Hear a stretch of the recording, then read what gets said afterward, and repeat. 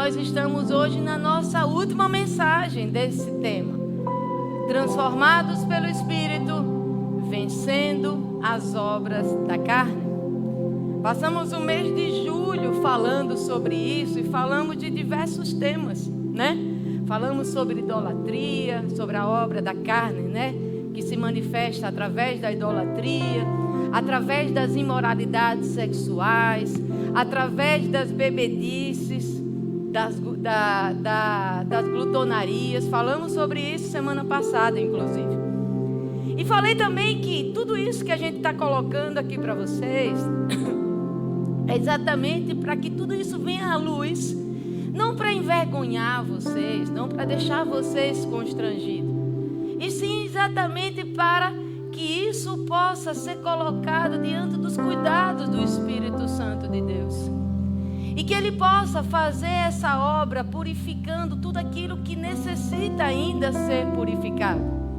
Porque nós vimos que as obras da carne, elas não são só manifestações comportamentais.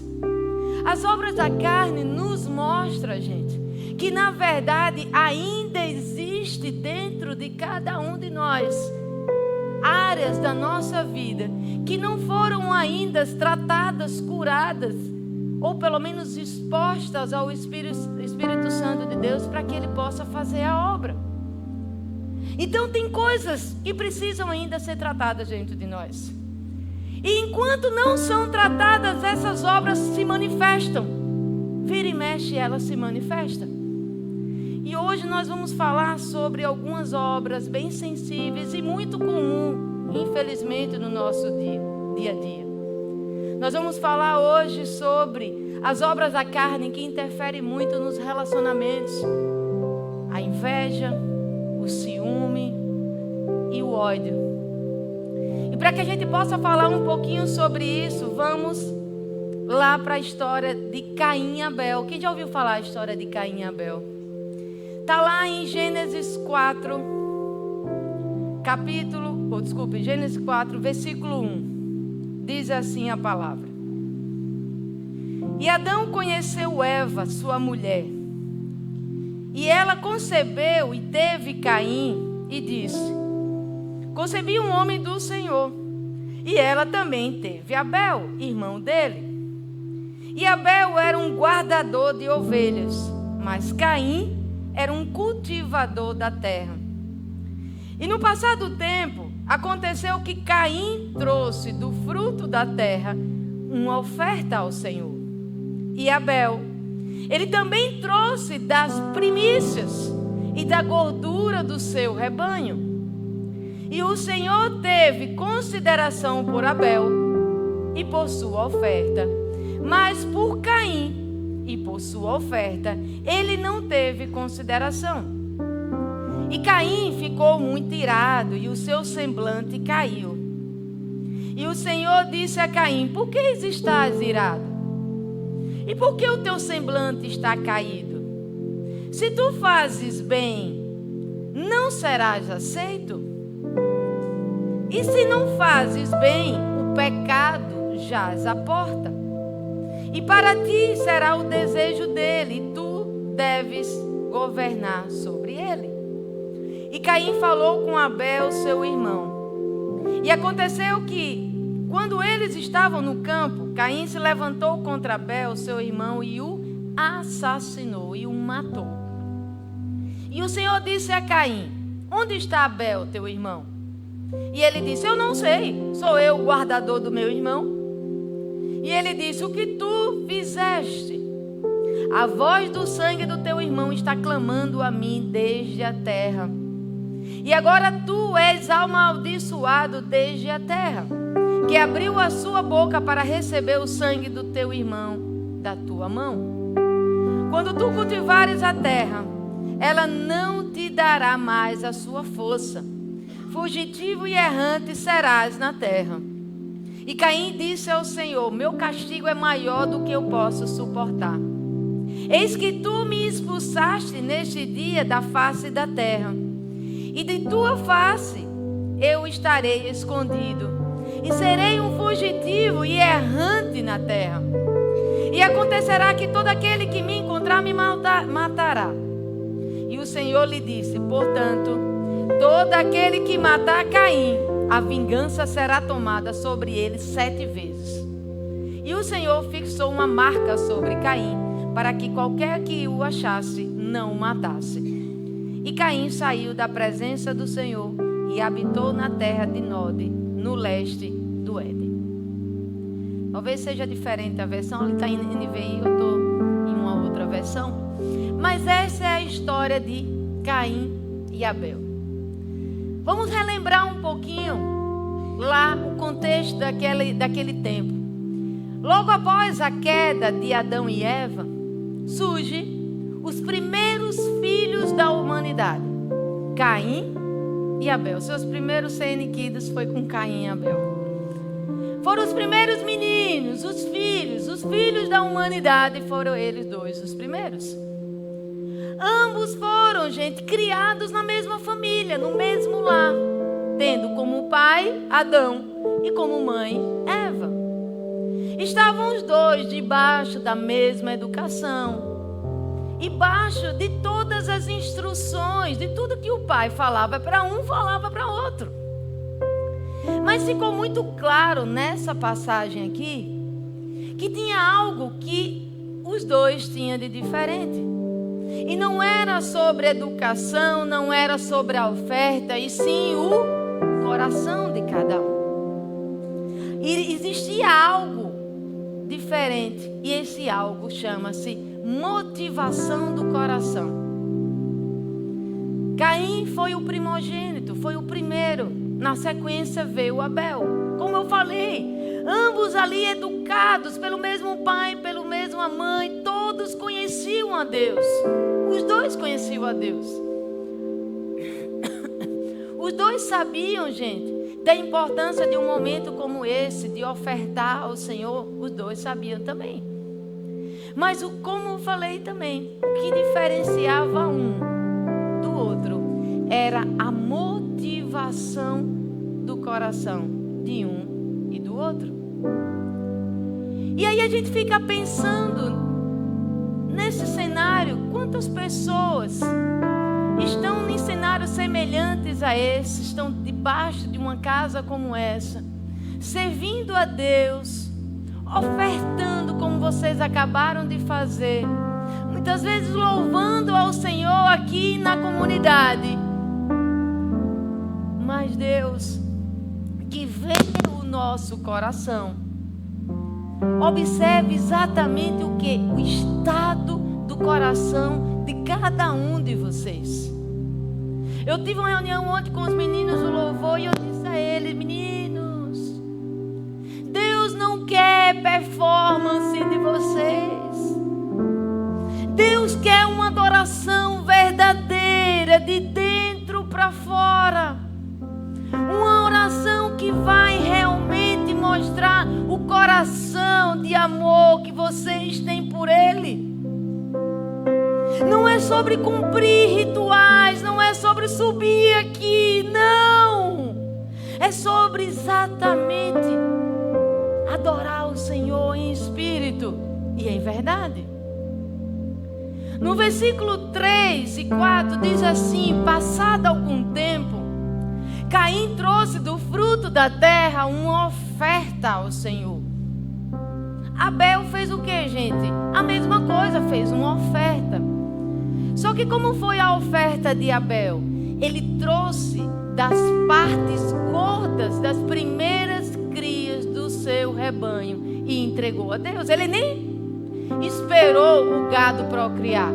Ele já deu das primeiras crias. E Caim, que era um plantador, ele trouxe o que? Algo comum, é um fruto da terra. Ninguém diz que foi as primícias, a primeira parte. Na palavra não fala. Já Abel não. Abel trouxe as primícias. As primícias e das partes gordas. Gente, na cultura hebraica, essas partes, né, a gordura do animal, era considerado a parte mais preciosa do animal. Aquilo que tem mais valor, a melhor oferta, era aquela que era feita entregando A gordura.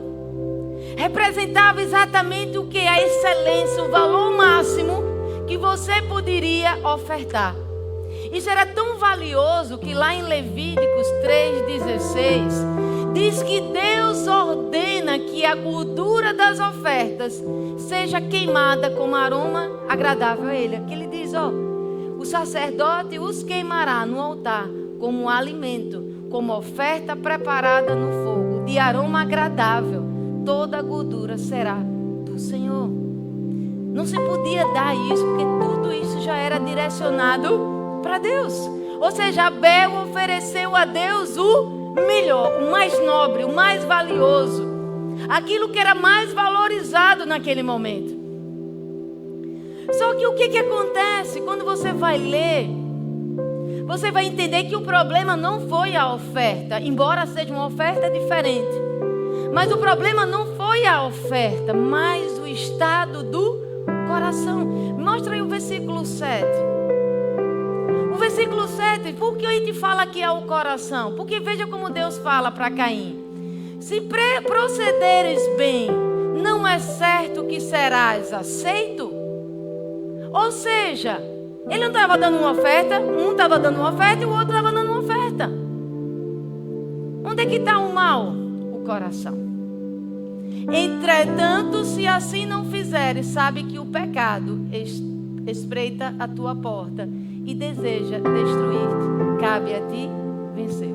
Então o que acontece, gente? Nesse versículo me mostra que o problema não era a oferta. Era que realmente o coração de Caim tinha motivações erradas. E que por conta disso, se ele não se ligasse, se ele não prestasse atenção, o pecado ia chegar. O Senhor, gente, se agradou de Abel e da sua oferta. Mas de Caim, ele não se agradou. Mas como eu disse, o problema era da postura interior de Caim. O que tinha dentro de Caim é que fez com que Deus se deixasse de agradar. Aí você vai dizer, Lorena, é verdade. Porque eu amo essa casa, eu amo o Senhor Jesus. Eu vejo o que Jesus fez na minha vida. E por que tantas vezes eu ajo mal? Porque tantas vezes eu tenho comportamentos que eu mesmo às vezes me assusto como cristão. Por conta de feridas emocionais que ainda não foram curadas, não foram tratadas. E são essas feridas que acabam impedindo de você dar o melhor. E consequentemente receber o melhor. A história de Caim e Abel, gente, nos mostra algo que nós precisamos prestar atenção. Eu fico muito impressionada. Quantas pessoas, gente, estão perdendo oportunidades na vida. Porque não está deixando o Espírito Santo sondar o coração como deveria sondar. E se render aos caminhos que Ele vai direcionando a partir dessa sondagem. Porque quando o Senhor sonda o seu coração e você deixa Ele sondar como um todo, Ele vai lhe mostrar que você não perdoa alguém. Ele vai lhe mostrar que você está magoado com alguém. Ele vai lhe mostrar coisas que você, no primeiro momento, nem percebeu. E está vivendo nesse cenário. E não sabe porque as coisas ainda não aconteceram para você, porque está travado. O que foi que aconteceu com Caim? Ele foi juntando. E ele explodiu em um ato de ódio que acabou matando o irmão. Aquilo já foi o fim da história que já tinha começado dentro dele mesmo. Entenda uma coisa: Caim não foi vencido. Caim não foi vencido por Abel. Caim não foi vencido por Abel. Caim foi vencido por ele mesmo. Abel não competia com ele. Em nenhum momento você vê Abel competindo com ele. Em nenhum momento você vê Abel com ataques externos, com competição, com provocação, com ações de injustiça contra Caim. Não, você não vê isso. Mas Caim não percebeu, foi deixando aquilo daquele jeito e foi vencido por ele mesmo. Ele não soube lidar com esse cenário de ver Deus se agradando com a oferta de um e rejeitando a dele, porque Deus tinha visto lá já o coração. E ele, em vez de lidar isso diante de Deus, colocando isso diante de Deus, ele foi deixando aquilo crescer através do ciúme, através da inveja, através do ódio, a ponto dele matar o único irmão. Ele não tinha 30, 50, 60 irmãos, não. Era o único irmão que Abel tinha. Vai fazer alguma coisa aqui? Então, era o único. Então, que vocês possam entender, gente. Cara, o que foi que fez com que uma pessoa, por conta de um ciúme, por conta de uma inveja, mata um irmão? Lorena, mas eu não vou matar meu irmão. Tudo bem, você pode não matar fisicamente, mas você já matou emocionalmente.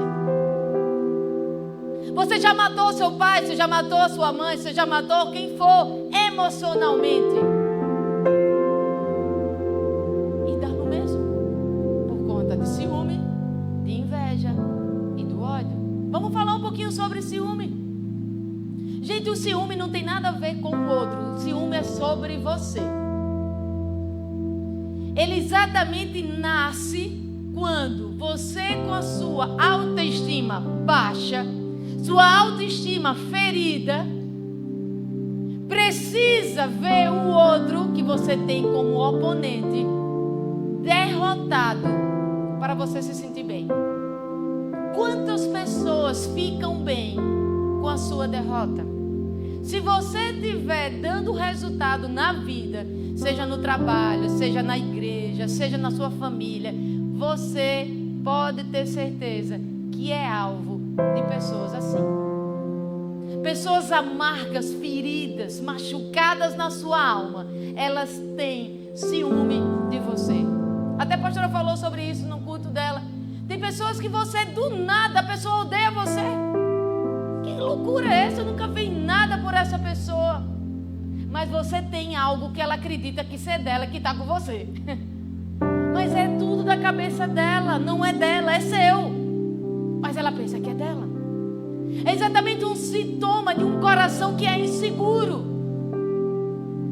O ciumento, gente, ele sofre não com uma perda, mas ele sofre com a vitória do outro. Olha que loucura! A vitória do outro é que incomoda. E ele acredita também que o outro tem aquilo que é dele, como eu falei há pouco.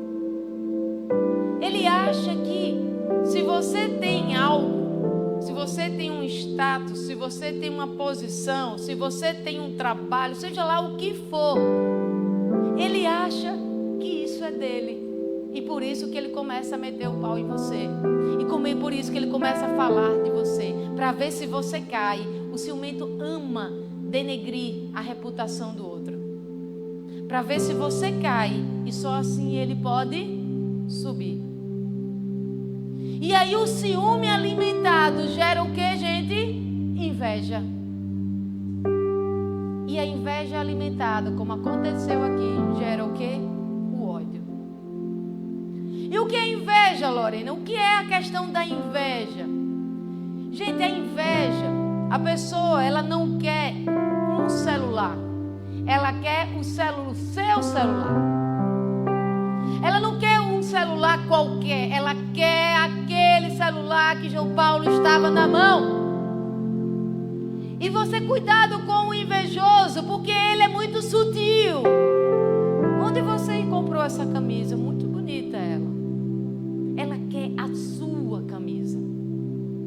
É tudo muito disfarçado, inclusive de falsas admirações. Maravilhosa você está. Sai daqui com aquele pensamento: eu quero aquela roupa. Isso é um invejoso.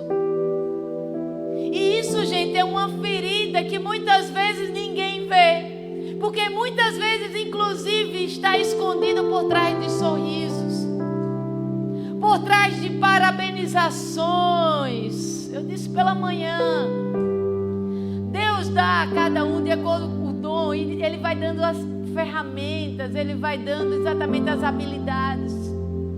Eu sei muito bem quando as pessoas vêm falar comigo, mas na verdade tem um fundo de inveja naquilo que elas falam. Não precisa falar nada, tá tudo bem, siga a sua vida. Não precisa falar para mim, porque eu sei que você está mentindo. Eu sei. E Lorena, como é que o senhor sabe? Não sei. O profeta, ele não sabe muitas vezes como é que ele sabe, ele só sabe. Então você precisa entender, Senhor, será que sonda? Pai, eu lhe dou livre acesso nessa tarde hoje, para que o Senhor sonde meu coração, para ver se tem alguma raiz de inveja, alguma raiz de ciúme que tenta me tirar dos teus caminhos, porque não foi para isso que você nasceu. Você já tem tudo, porque Deus já lhe deu. Você precisa tomar posse da sua identidade. É isso que a pastora vai falar hoje às 5 horas. É a sua identidade. Muita gente está vivendo a vida do outro porque não sabe quem ela é. Aí ela nem é ela e nem é o outro. Então, gente, a inveja é uma incapacidade de se alegrar com o avanço do outro. É por isso que muitas pessoas, gente, têm dificuldade de entender o reino. A gente estava falando sobre isso ontem, sobre reino. Porque se Raul avança, se Lorena avança, se Tereza avança, se Jussiara avança, se todos nós avançamos, é o reino que avança. E se não, mas não tem, todo mundo quer o quê? Eu só avanço e você perde. Eu avanço e você perde. Aí não vai. Aí não vai. Porque é tipo assim, você ganha um, mas perde o outro. E Deus deu habilidade, por exemplo, para esse menino fazer maravilhas com esse instrumento. Faça maravilhas com esse instrumento.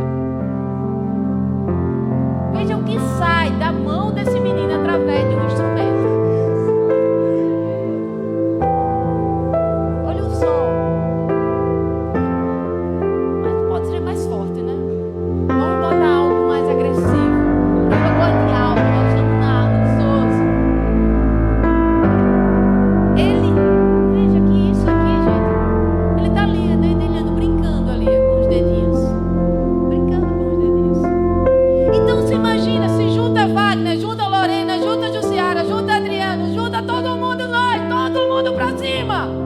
Quem segura a gente? O inferno já perdeu.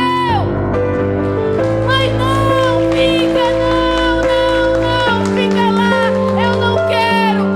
Não, Lorena não pode ir. Não, só vai Jussiara. Não, Lorena não vai não, porque só pode ser um. Não!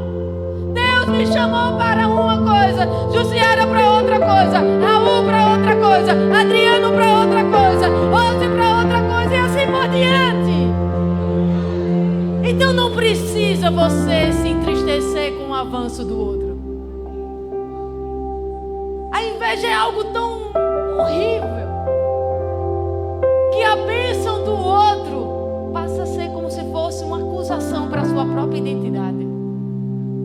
Isso lhe agride, parece. O invejoso, eu coloquei essa frase aqui que eu achei super pertinente.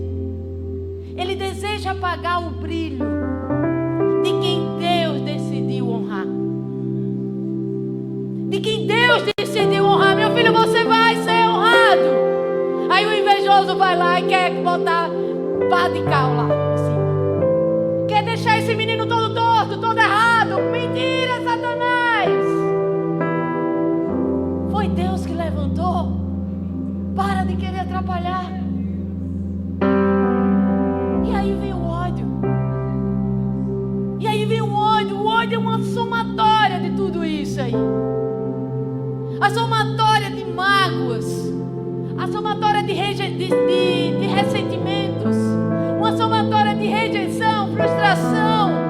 Tudo não tratado. Vou tentar aqui, viu? Vem essa somatória de tudo. somatório que vai juntando. E você ignorando. E você ignorando. Deixando tudo aqui dentro. Tudo aqui dentro. Como se fosse um veneno tomando conta de você. Comparação, rejeição. Algo que vai dominando você a ponto de você fazer coisas que você mesmo às vezes pode se assustar. O ódio, gente, transforma o irmão em inimigo. O inimigo não é o outro. Na verdade, o inimigo é exatamente a dor emocional que você tem dentro de você, que ainda não foi resolvido. E não adianta querer esconder, porque os seus resultados mostram. Às vezes as pessoas acham que a gente não vê. Talvez você não veja, mas todo mundo vê. Sabe por que todo mundo vê? Porque para falar com você tem que ter o máximo de cuidado. Porque senão você explode. Tem que ser de um jeito. Não pode falar assim não, porque senão você já sabe como fulano é. E aí você vai conversar com essas pessoas. Eu não preciso de cura da alma. Quanto mais você ouvir, se você ouvir de alguém que não precisa de cura da alma, pode ter certeza que ela já está ferida dizendo isso. Ela já está ferida dizendo isso. Então, gente, todo esse processo acontece dentro de um coração. Sabe por quê? Um coração órfão. Um coração que não sabe o que Deus já deu para ela. E o Espírito Santo hoje, nessa manhã, dessa tarde, nessa tarde ele vem justamente para lhe dizer o que é que você tem aí dentro que nós precisamos curar. Você não precisa mais estar nesse lugar de silêncio. Você não precisa mais fazer de conta que está tudo bem. Porque Deus já está hoje aqui nesse lugar, pronto para dizer a você: deixe eu colocar o meu óleo para curar isso aí. Nós não temos, gente, eu falei com o irmão hoje pela manhã. Nós não temos como nós nos blindarmos e impedirmos os ataques. As próprias pessoas feridas, elas vão lhe ferir, vão lhe machucar. Eu que tenho que estar preparado por isso. Eu é que tenho que estar pronta de dizer: bata aqui, isso vai bater e vai voltar. Mas não me machuca mais. É sobre você. Caim não precisava matar Abel, ele precisava ser curado. Ele tão somente precisava dizer: Senhor, eu me sinto, Senhor, vou ir para o chão e para o pó. E dizer: Senhor, me ajuda. Me ajuda, Senhor, porque eu me sinto assim, Pai. Porque eu me sinto assim rejeitado. Porque eu me sinto assim com sentimento de inferioridade. Se eu sei que o Senhor é o meu Pai, se eu sei que o Senhor é o meu Deus protetor, o dono de toda prata, de todo ouro, Caim só precisava disso. Caim só precisava dizer: Senhor, eu sei o que o Senhor me ama. E eu sei que eu não preciso estar nesse lugar de ódio, de ciúme, de inveja. Porque assim como o Senhor ama Abel, o Senhor também me ama. Mas Caim já tinha marcas. Caim já tinha marcas de feridas emocionais no coração dele. Uma alma ferida, gente, quando não tratada, vira algo que contamina qualquer pessoa. Vai contaminando. É uma dor que fica reprimida. E isso vai, gente, acredite. A Bíblia nos instrui isso. Em um determinado momento, essa dor reprimida vai vir para fora. Com comportamentos ruins. O de Abel, o de Caim, foi matar Abel. Mas tem gente que vai fazer algo contra outras pessoas, como eu falei, destruindo uma reputação, mentindo sobre adulterando sua esposa ou seu esposo, fazendo coisas que você não imagina. Mas como ela tem situações, demandas internas, e com aqueles que estão ao redor, ela começa a fazer coisas a nível de família, a nível de casamento, a nível de igreja, que nem ela imagina. E Deus está aqui para advertir, como advertiu o próprio Caim. Ele diz aqui: se você fizer o que é certo, não será aceito. Mas se não fizer o que é certo, o pecado jaz à porta. É como se ele dissesse: o pecado você pode evitar. Está batendo aí nessa porta. Vamos curar isso antes que isso vire um pecado. Então, gente, a alma poderia ser curada antes de Caim chegar a matar o próprio irmão. Ele devia ter se rendido logo aqui, mas não foi isso que ele fez. E muitos aqui hoje também vivem nesse mesmo cenário. E todas essas feridas não tratadas se tornam destrutivas por onde ela passa. Na família, eu coloquei aqui alguns exemplos. Pequenos conflitos viram rivalidades muito fortes entre marido e mulher, entre um filho e um pai, entre um filho e uma mãe, entre uma mãe e um irmão, entre uma pessoa e um irmão ali. Irmãos que parecem que são estranhos dentro de casa. Silêncios prolongados, não existe mais comunicação porque estão tudo machucados. Então esse silêncio acaba substituindo, muitas vezes, um pedido de perdão que era necessário ser feito. Onde não há cura, gente, há acusações, há comparações, há distanciamento afetivo. No casamento, Lorena, tem consequências, claro. Feridas emocionais não tratadas no casamento se tornam controle, se tornam ciúmes, se tornam cobranças excessivas e muitas vezes injustas. Um cônjuge passa a ser parecendo o inimigo do outro. Gente, eu venho atendendo pessoas. Um tempo desse eu atendi um casal que eu digo: não é possível, vocês são casados. No mínimo vocês são de tribos diferentes. Muita guerra entre os dois, muita acusação entre os dois. Eu digo: vocês precisam se curar, cada um separado do outro. Vai para um canto que eu vou trabalhar com você, vai para o outro canto que depois eu trabalho com você. Porque a ideia ali era só o que? Era ataque o tempo todo. Eu digo: cadê o amor que um dia você achava que tinha, que fez você se unir a Ele? Onde não há cura, gente, o amor, ele é sufocado. Sufocado pelo medo, sufocado exatamente por esse ambiente de disputa, de competição. Eu falei hoje, os casais hoje, eles não conversam mais. Eles não têm um diálogo saudável. E quanto mais vocês silenciam, mais Satanás fala alto na sua mente e na mente do seu esposo, e vice-versa. E quando você não quer conversar para colocar a mesa, eu não sei que dificuldade é essa de conversar. Porque as pessoas têm tanta dificuldade de colocar na mesa rapidamente. Porque entenda, 1 minuto que você fica em silêncio é 1 minuto de ataque de Satanás na mente do seu marido e na mente da sua esposa. Lorena, no ambiente de igreja tem isso? Tem também. A inveja ministerial é algo muito ruim no ambiente como esse.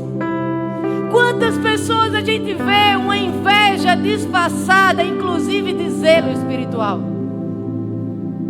Não, porque tem que ser desse jeito, porque o meu ministério, o ministério que eu lidero, é muito melhor as atividades. Cara, você precisa parar, é o corpo. A gente vai cansar de falar aqui, mas nós vamos morrer falando. É o corpo. É a unidade, é a união que faz a força nesse lugar. Líderes e membros não podem estar se comparando um com o outro. Não pode ficar questionando o porquê assim, o porquê assado. Porque tudo isso vai gerar o quê, gente? Divisão. E divisão substitui comunhão. Não tem como ter comunhão e divisão ao mesmo tempo. Onde não há cura, a unidade do corpo de Cristo, ela é enfraquecida. Ministério Louvor. Caim, gente, não se arrependeu do pecado. Ele apenas reclamou das consequências. Porque ele diz aqui que aquilo que Deus estava dizendo para ele era pesado demais. Lembra que eu falei sobre isso? Mas Deus alertou a ele. E hoje, Deus veio alertar vocês também. Porque muitos podem estar exatamente em um momento como onde Deus está alertando. Cuidado, o pecado está à porta. E muitas vezes, isso tudo que nós vamos fazendo, que faz com que a gente fique na boca do pecado, é porque tem feridas que não foram resolvidas lá dentro. Hoje os Caíns modernos é exatamente isso. Tá tudo no silêncio, você olha assim de uma forma em geral, tá tudo gente boa, mas no fundo carregam marcas de rejeição, marcas de traumas profundos que ainda não foram tratados, que ainda não foram confessados, que ainda não foram deixados no altar. E Deus disse a Caim: você pode dominar isso, você pode vencer esse sentimento, mas você precisa fazer o que é certo. E Lorena, o que é certo? Entenda, no mundo, no reino de Deus, o agir muitas vezes não vai ser guerreando com força, vai ser se rendendo. Você tem que fazer alguma coisa? Tem, mas é se render. Não é atacar, é se render, é se quebrantar, é se permitir ser curado, ser tratado. Lorena, você está falando aí, tem esperança para mim? Eu me vi nesse cenário. Eu sou um invejoso, eu sou uma invejosa. Eu sou uma pessoa como essa que quero ver o outro caindo. Tem esperança, sim. E a esperança, gente, está exatamente em Jesus Cristo. A história de Caim nos serve como o quê? Como um alerta. Mas em Jesus, isso é um convite para a restauração. Isso é um convite para que você possa se permitir ser tratado nas suas profundezas. Lá em Ezequiel 36, 26, Deus diz: dá-vos-eis um coração novo. Ele não remete a esse coração quebrado, fraturado. Ele substitui. Ele tira o coração de pedra, ele dá um coração de carne. Um coração livre, limpo. Um coração que foi quebrantado, que não existe mais orgulho, que não existe mais comparação, que não existe mais ciúme, que não existe mais inveja. Mas para isso, ele também diz o seguinte em João 13:34. Ame-se uns aos outros, como eu vos amei. Jesus não nos chama apenas para tolerar o outro. Jesus nos chama para amar. Com o mesmo amor que Ele nos amou. O amor sacrificial, não o amor condicional, o amor incondicional. O amor constante, perene, que não tem variação. Um dia você é assim, outro dia você é assado, a depender do que eu lhe dou. Não é esse o amor de Jesus para com você. Jesus lhe deu um amor que, apesar você, Ele continua te amando.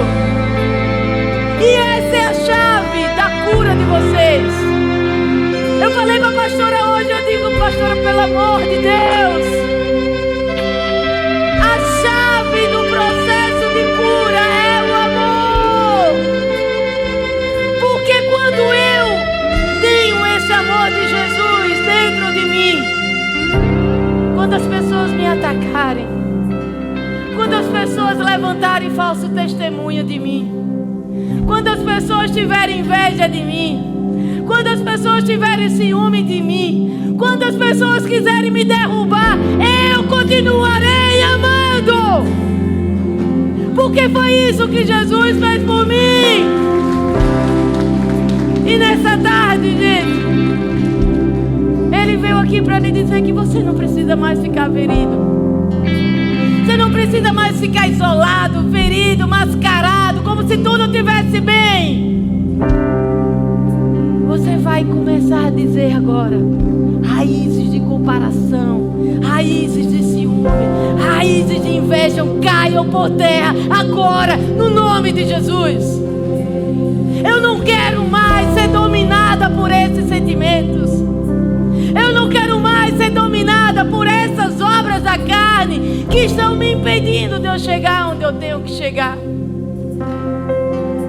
E é isso que eu vou orar com vocês agora. Vamos orar juntos, pode ficar sentado. E vamos orar comigo. Senhor meu Deus e Pai, hoje eu me coloco diante de Ti com o meu coração aberto e com a minha alma exposta. Eu não quero mais esconder a dor, camuflar a inveja, justificar o ciúme ou alimentar o ódio. Eu confesso que muitas vezes me comparei, me senti rejeitado e feri quem eu amo. Mas hoje, Senhor, eu te peço, cura minha alma, Senhor. Tira dentro de mim tudo que não te glorifica, toda raiz de rejeição, toda comparação, toda inveja, todo ciúme, todo ódio. Liberta-me, Senhor, de mim mesma e tira o coração de pedra e me dá um coração sensível, quebrantado, disposto a perdoar, disposto a amar. E eu declaro: eu sou filha e não sou rival de ninguém. Fui chamada para amar, não para competir, para celebrar e não invejar, para edificar e não destruir. Eu profetizo, Pai, sobre mim mesmo nessa tarde. A partir de hoje, meus relacionamentos serão curados, minha casa será restaurada, minha alma será governada pelo Teu Espírito Santo. Em nome de Jesus.